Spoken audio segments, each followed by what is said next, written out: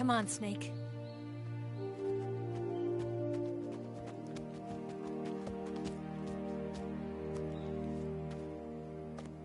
We made it. We made it. Over there.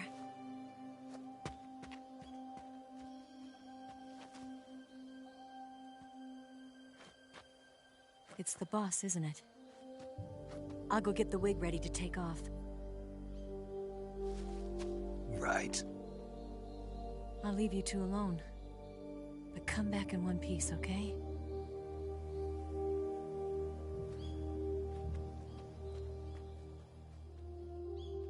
Promise me!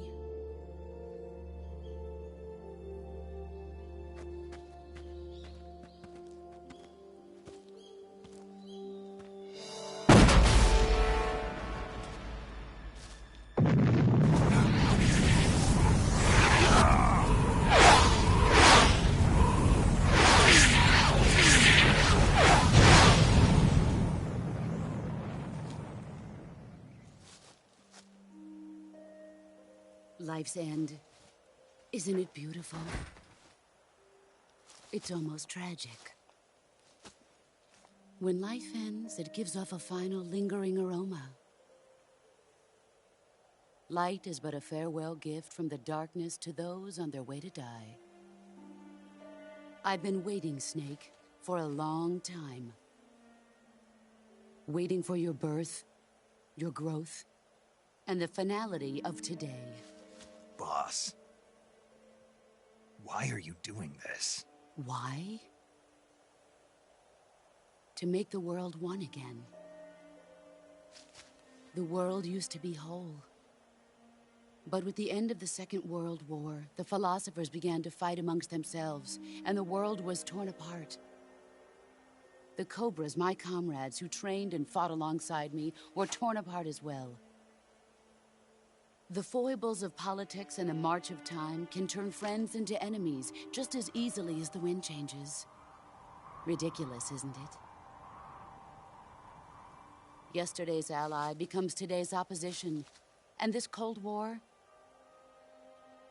Think back. When I was leading the Cobras, America and Russia were fighting together. Now, consider whether America and Russia will still be enemies in the 21st century. Somehow I doubt it. Enemies change along with the times, the flow of the ages, and we soldiers are forced to play along. I didn't raise you and shape you into the man you are today just so we could face each other in battle. A soldier's skills aren't meant to be used to hurt friends. So then what is an enemy? Is there such a thing as an absolute timeless enemy? There is no such thing, and never has been. And the reason is that our enemies are human beings like us. They can only be our enemies in relative terms. The world must be made whole again. The philosophers must be reunited. I will devote my skills to that purpose. And with the Colonel's money, I will achieve that end. Just as I once created the Cobras. They are my family. I may no longer be able to bear children, but I still have a family. It was November 1st, 1951. I was in the Nevada desert participating in atomic testing. The name Nevada is derived from Spanish, covered in snow, white as snow. And snow is exactly what I saw in that Nevada desert. It froze my blood white. Snake, you were an atomic test subject, weren't you? On Bikini Atoll. That's part of the reason I was drawn to you. You and I are alike. We're both slowly being eaten away by the karma of others. we'll never have the chance to die peacefully of old age. We have no tomorrow. But we can still have hope for the future. In 1960, I saw a vision of the ideal future from space. 3 years earlier, the Soviet Union had succeeded in launching Sputnik, the first man-made satellite in history, into orbit. This came as a huge shock to the United States. In response, America threw everything it had into its own manned spaceflight project, the Mercury program. Even as the Soviets seemed poised to send their first man into space, America was still experimenting with chimpanzees and rockets. The government wanted human data, so they secretly decided to send a human being into space. I was the one they chose. At the time, they didn't have the technology to block out cosmic rays, and whoever they sent up would inevitably be exposed to heavy radiation. That's why they chose me. After all, I'd already been irradiated once. Of course, you won't find any of this in the history books. I could see the planet as it appeared from space. That's when it finally hit me. Space exploration is nothing but another game in the power struggle between the US and the USSR. Politics, economics, the arms race, they're all just arenas for meaningless competition. I'm sure you can see that, but the Earth itself has no boundaries. No East, no West, no Cold War. And the irony of it is, the United States and the Soviet Union are spending billions on their space programs and the missile race, only to arrive at the same conclusion. In the 21st century, everyone will be able to see that we are all just inhabitants of a little celestial body called Earth. A world without communism or capitalism, that is the world I wanted to see. But reality continued to betray me. In 1961, I was sent to Cuba, to Bahia de Cochinos. It was part of a CIA-sponsored invasion under the guise of taking Cuban exiles back to their country. But the US government betrayed them. Our weak-kneed president held back their air support. Defenseless, the exiles were annihilated by the Cuban army. All I could do was watch in silence. I was set up by the very country I'd sacrificed so much for, by the very government I dedicated my life to defending. I was driven from the surface world, and I went underground. Then, 2 years ago, I faced the Sorrow, my old comrade in battle. He was my friend. But one of us had to die. I was left with no choice. The Sorrow gave his life for me. There is no enmity between us. One must live, and one must die. That was the mission. The ones who gave me that mission were the philosophers.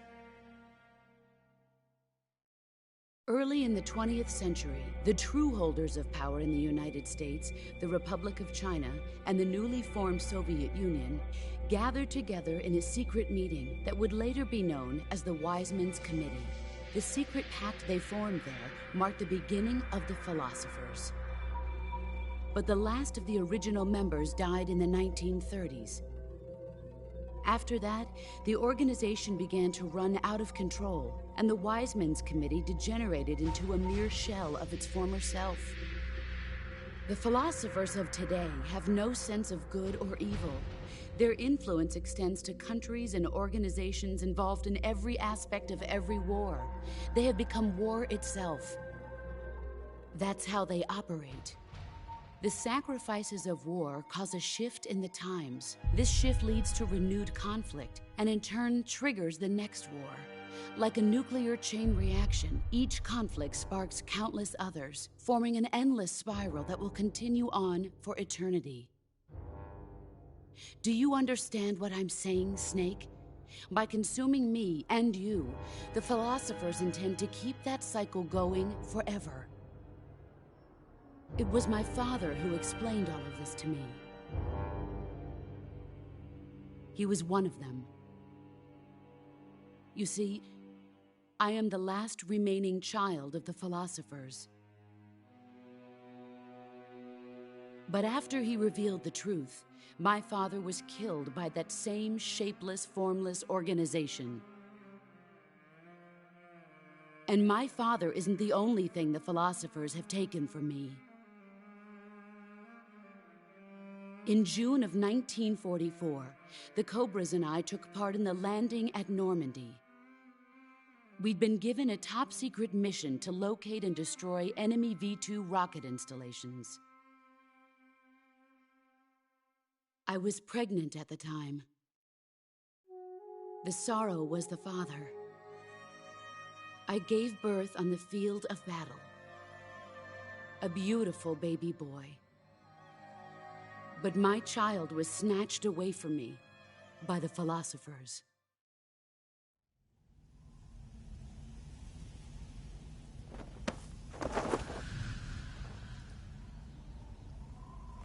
Look at this scar.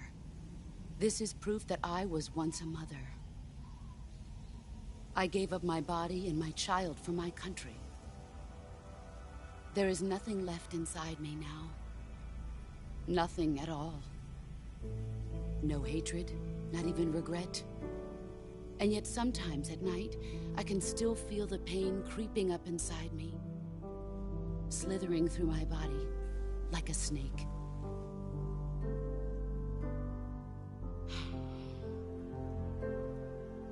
I've never talked this much about myself before. Thanks.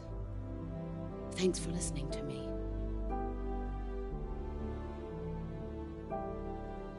I feel content. Snake, commence the operation. I raised you. I loved you. I've given you weapons, taught you techniques, endowed you with knowledge. There is nothing more for me to give you. All that's left for you to take is my life, by your own hand. One must die, and one must live. No victory, no defeat. The survivor will carry on the fight. It is our destiny. The one who survives will inherit the title of boss. And the one who inherits the title of boss will face an existence of endless battle. I'll give you 10 minutes. In 10 minutes, MiGs will come and bomb the hell out of this place. If you can beat me in less than 10 minutes, you'll be able to escape in time. Let's make this the greatest 10 minutes of our lives, Jack.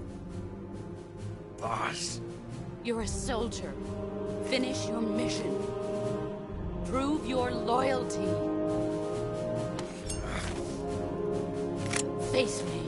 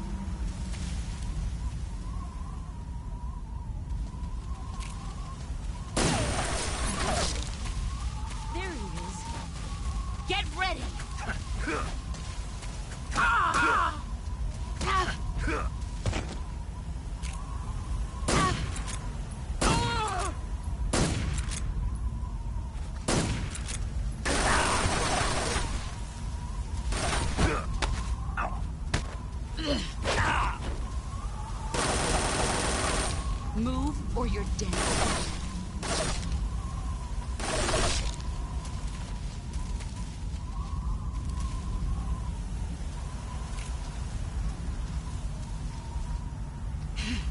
Brace yourself.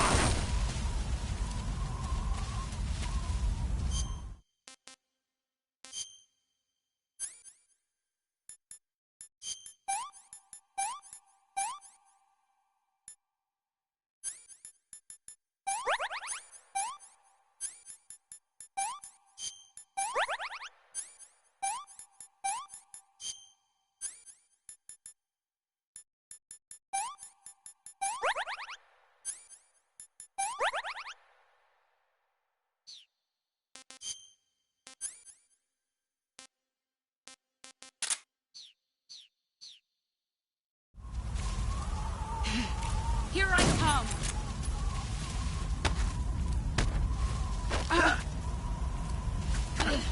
Time to play rough. Pathetic. Run quick.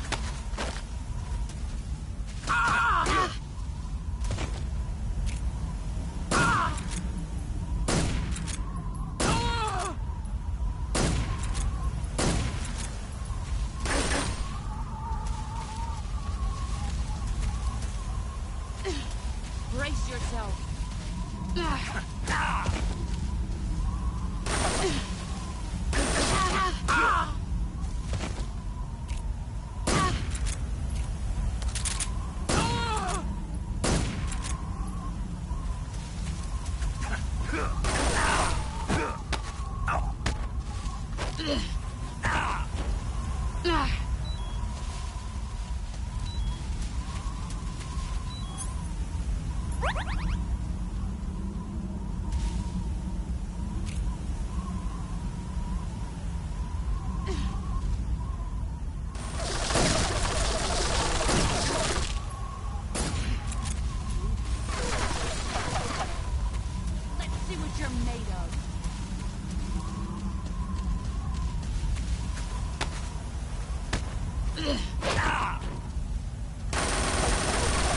Heads up, Snake.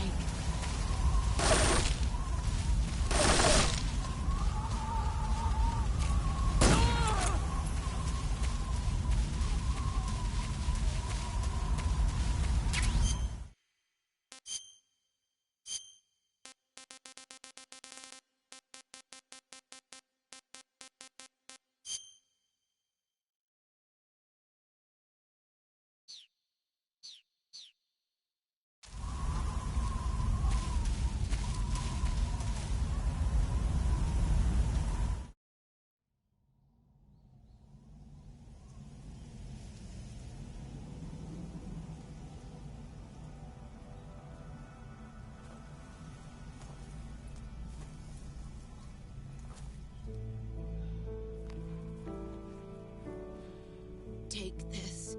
Keep it safe.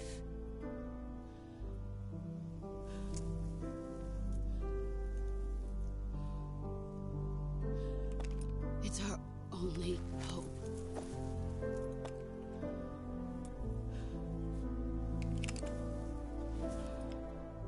A patriot? Why are you giving me this? Jack. Or should I say, Snake? You're a wonderful man. Kill me. Kill me now. Do it.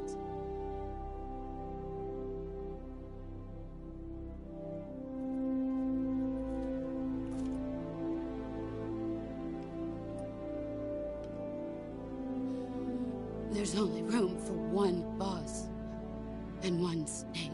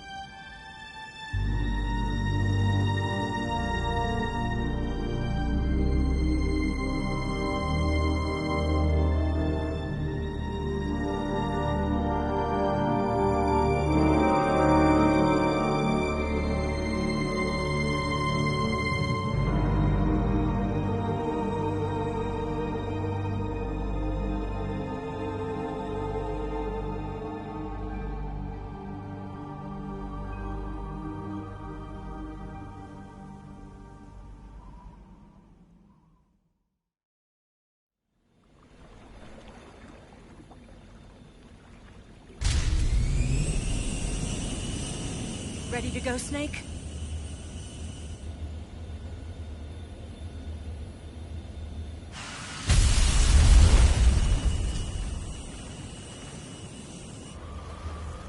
Are you okay? Snake? Yeah.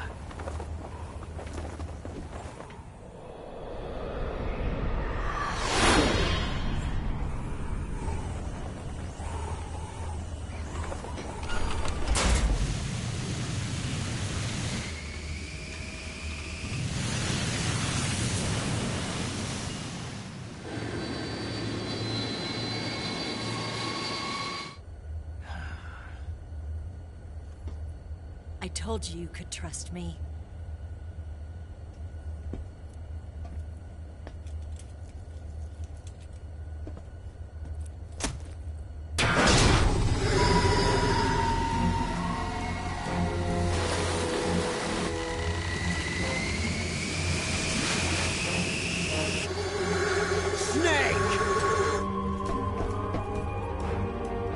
Ocelot! We're not done yet!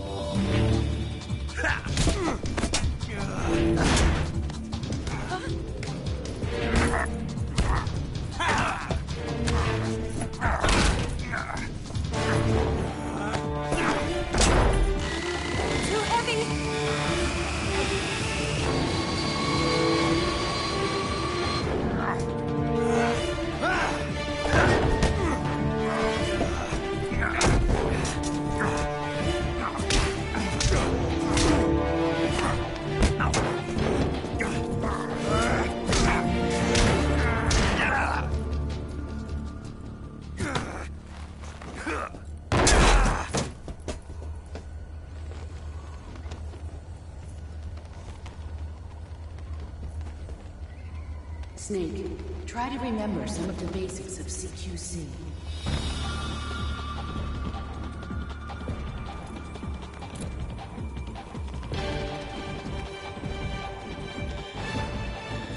Not good!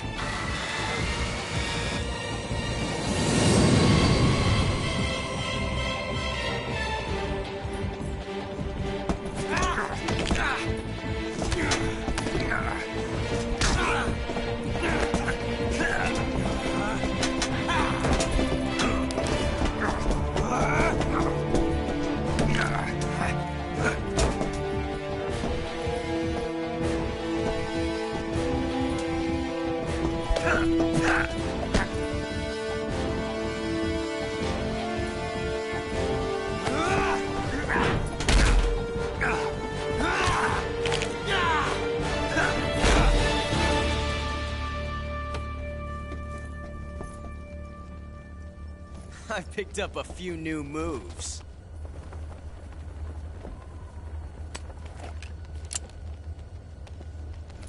Huh. It doesn't feel right to shoot an unarmed man. But I'll get over it. Eva!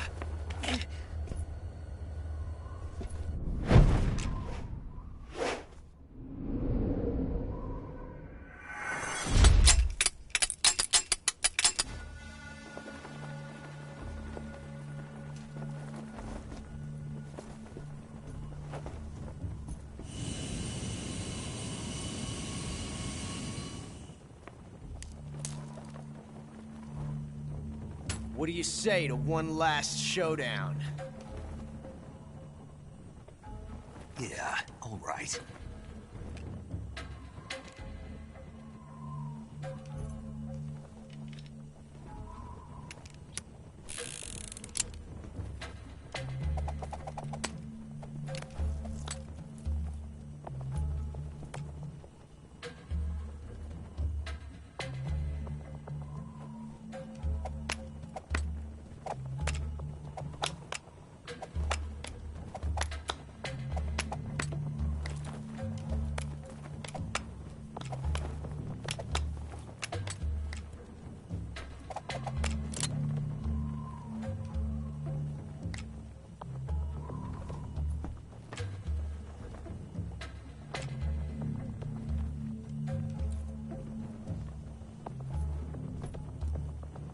What's your name? Snake. No. Not that name. You're not a snake, and I'm not an ocelot. We're men with names. My name is Adamska. What's yours? John. Very well, John. Plain name. But I won't forget it.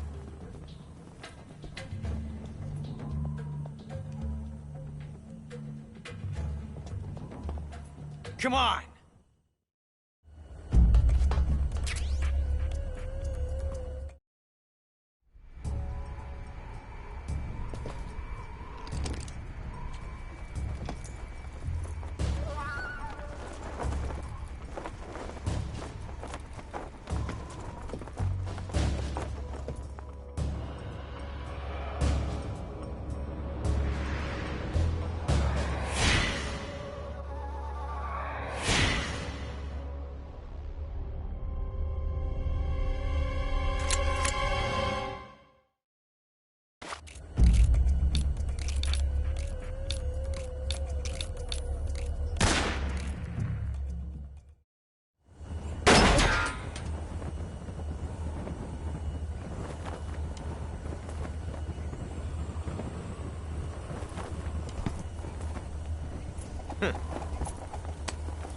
Looks like my luck has finally changed.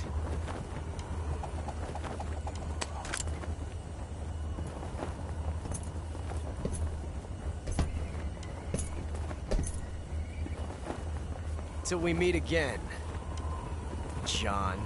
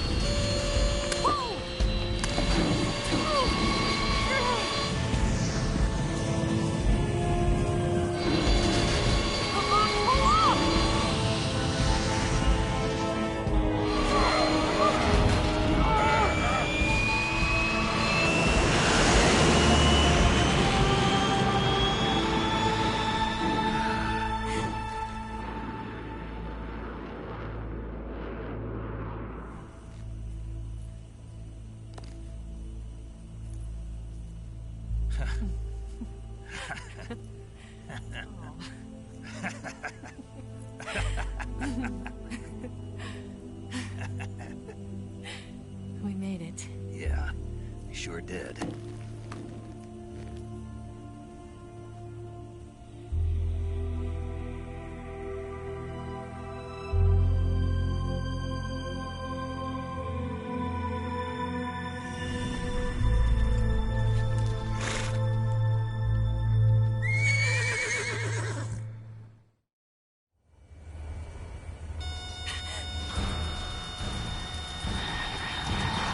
Oh no, Migs!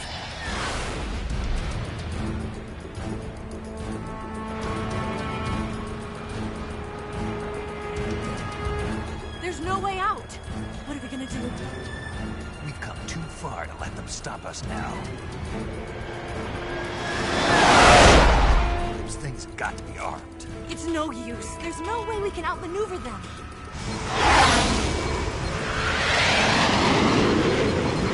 They're gonna shoot us down. We were so close. Weapon systems on. Locked on target. I got towed. You were great, Eva. Huh? Thanks.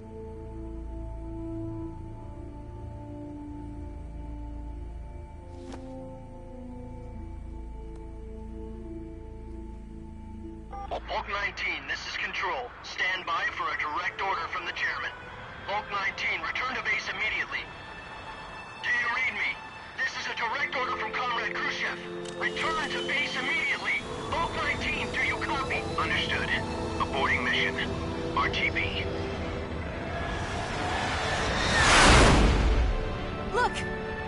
MiGs are turning back!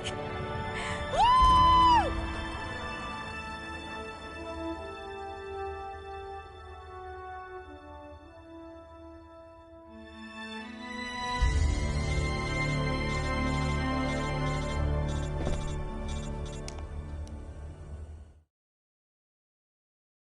Well done, Snake. The MiGs disengaged. Most likely under orders from Khrushchev. Is this his way of helping us? Who knows? Maybe he didn't want things to get messier than they already are. Or maybe he just wanted us to owe him one. The important thing is, you made it out alive.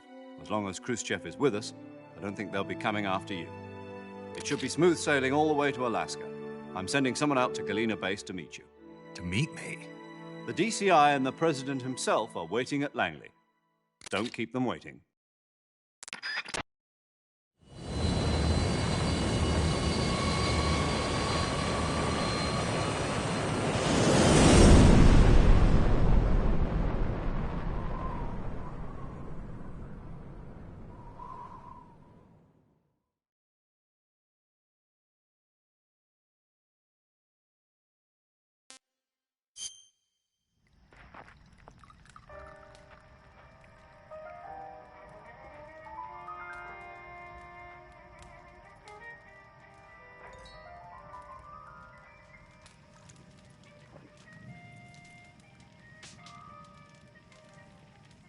So what are you going to do now?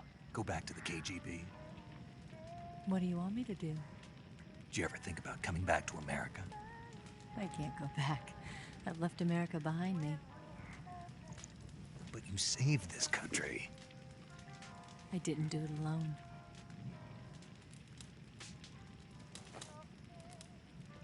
And I still owe you a dinner.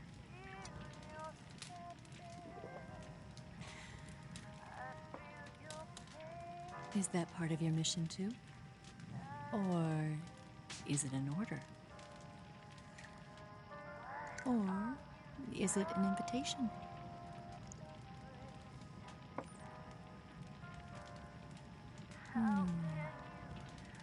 Or a proposal?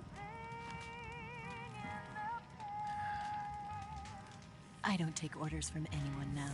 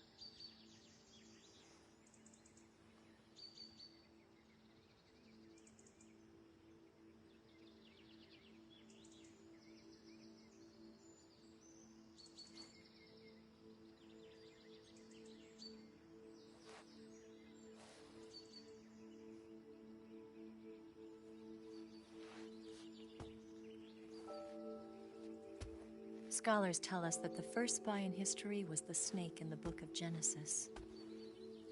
In that story, it was Eve who was tempted by the snake in the Garden of Eden. But this time around, it was I who tempted the snake and got away with the forbidden fruit of knowledge. Forgive me, Snake.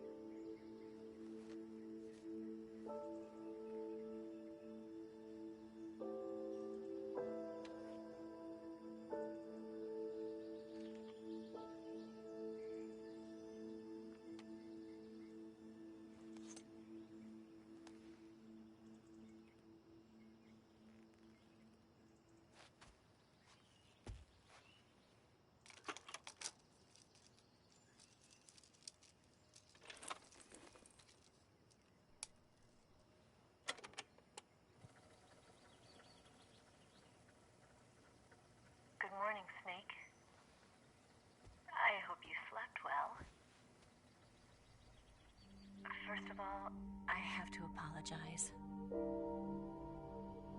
I wasn't sent by Khrushchev. I'm not a KGB spy, and I never worked for the NSA. I'm an agent of the People's Republic of China for the General HQ 2nd Department of the People's Liberation Army. It was all a lie. I tricked you. And I'm sorry.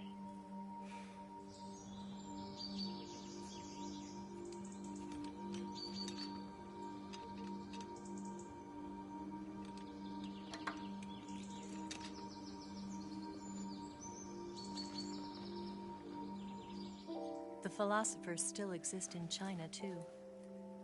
You see, my mission was to find out where Volgin was hiding the philosopher's legacy and steal it. So I infiltrated his base as a KGB spy. The 2 NSA codebreakers who defected in 1960 were actually both men. The real Adam never showed up at the meeting place, saving me the trouble of having to eliminate him. I sneaked in by pretending I was Eva. And you and Sokolov and Volgin, you all believed me. The philosopher's legacy was originally held in common between the US, Soviet Union, and China.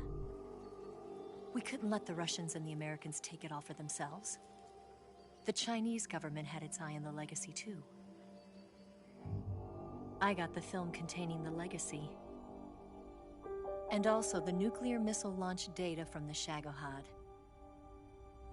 5 years ago, the Soviet Union stopped supplying us with nuclear weapons technology. Since then, China's Liaodong easing, hydrogen bomb, and space rocket projects have fallen behind.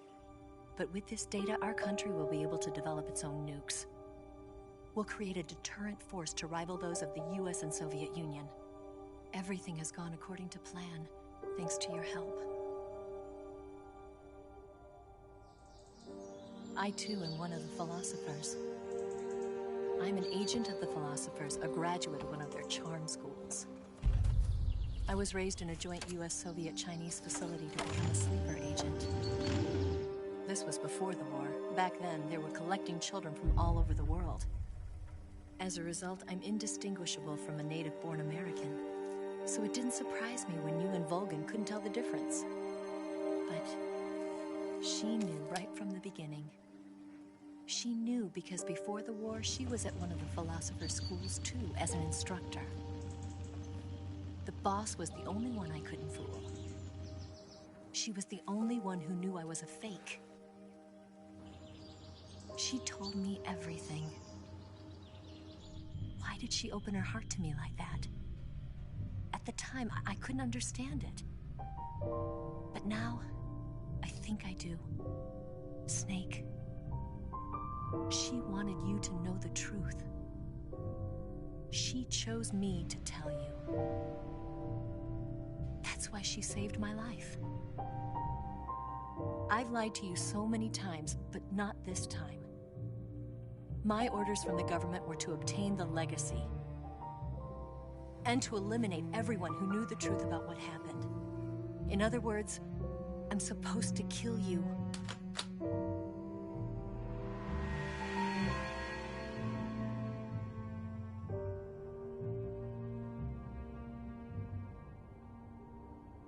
But I can't do it. Not because we loved each other. And not because you saved my life. But because I made a promise to the boss. And I intend to keep it. I just wanted you to know. And you have to live.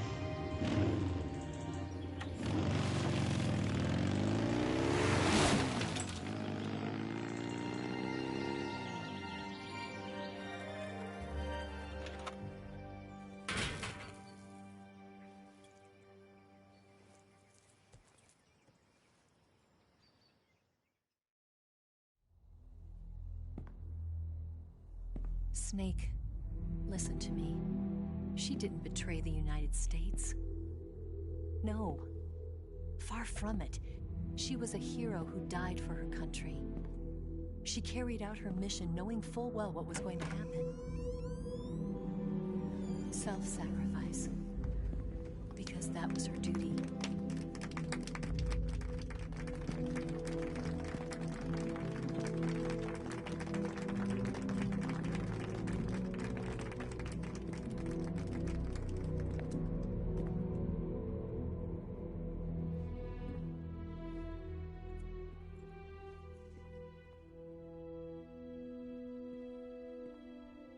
You are above even the boss.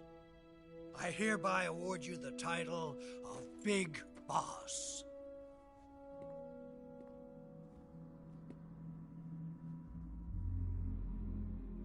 You are a true patriot.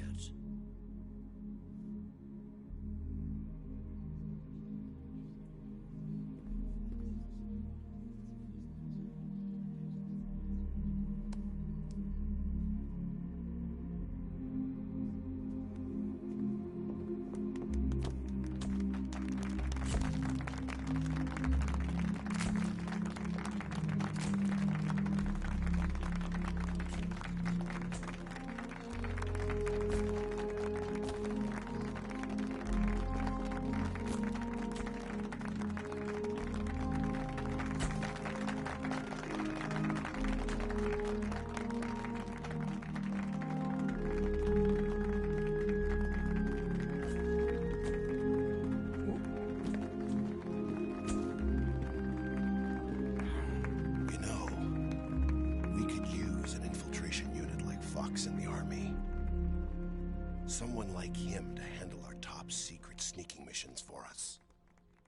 A man who combines the qualities of a soldier and an agent. The boss's defection was a ruse set up by the US government. It was all a big drama staged by Washington so they could get their hands on the philosopher's legacy. And the boss was the star of the show. They planned it so that they could get the legacy that Colonel Volgin inherited and destroy the Shagohod at the same time. Only a legendary hero like the boss could have earned Volgin's trust. Finding out where the philosopher's legacy was hidden was to be her greatest mission. Everything was going according to plan. But then something happened that no one could have predicted. Colonel Volgin fired an American-made nuclear warhead at Sokolov's research facility. Khrushchev demanded that the US government provide proof that it wasn't involved. They couldn't just abort the operation to steal the legacy. So the operation itself was greatly expanded and revised. The authorities in Washington knew that in order to prove its innocence, they'd have to get rid of the boss, and that one of their own would have to do the job. The public couldn't be allowed to find out about it. Not ever. This, they concluded, would be the best way to keep the whole thing under wraps. The boss wouldn't be allowed to come back home alive, and she wouldn't be allowed to kill herself. Her life would be ended by her most beloved disciple. That was the way the government wanted it. That was the mission she was given, and she had no choice but to carry it out. Her death in your hands was a duty she had to fulfill. Out of duty, she turned her back on her own comrades. A lesser woman would have been crushed by such a burden. The taint of disgrace will follow her to her grave. Future generations will revile her. In America as a despicable traitor with no sense of honor. And in Russia as a monster who unleashed a nuclear catastrophe. She will go down in official history as a war criminal. And no one will ever understand her. That was her final mission. And like a true soldier, she saw it through to the end. But I think she wanted you, of all people, to know the truth. She wanted to live on in your memory. Not as a soldier, but as a woman. But she was forbidden to tell you herself. And that's why she told me. Snake, history will never know what she did. No one will ever learn the truth. Her story, her debriefing, will endure only in your heart.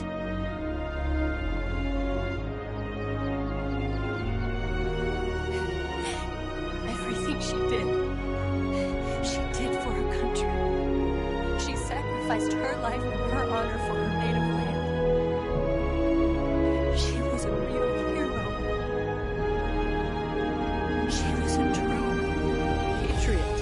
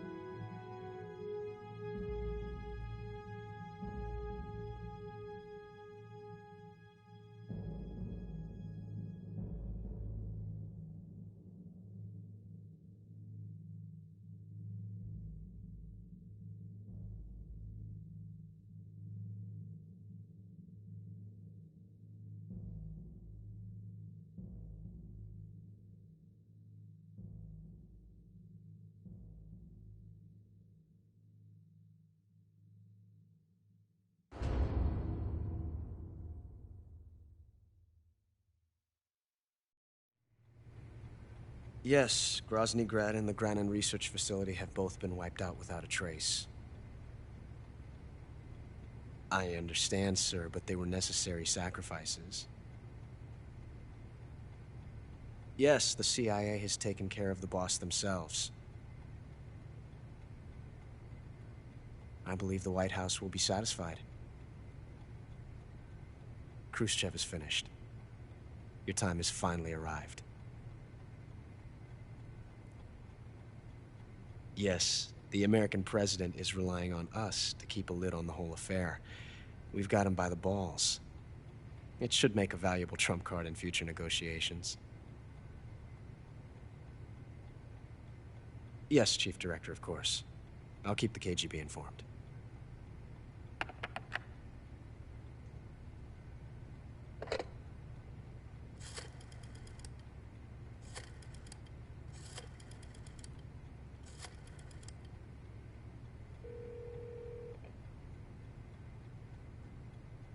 Yes, it's me.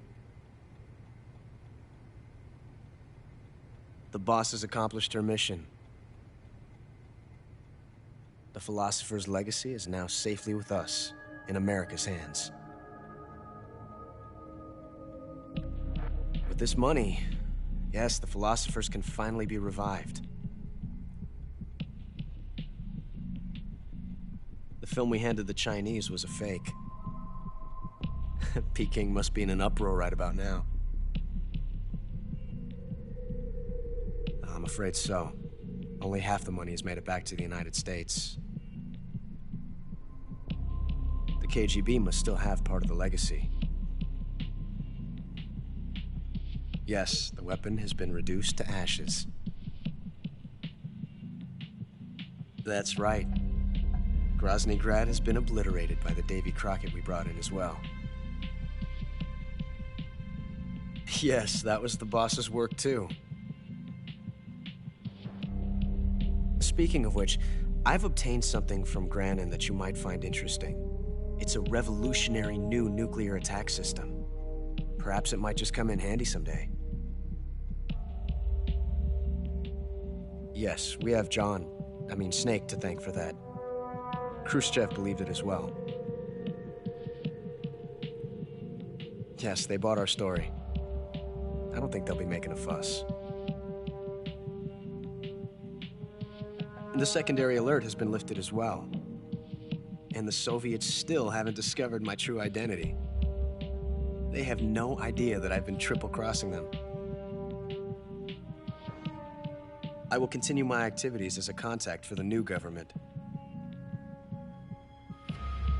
Yes, it appears that no one knew that I was Adam. Of course, I am always at the CIA's disposal, Mr. Director.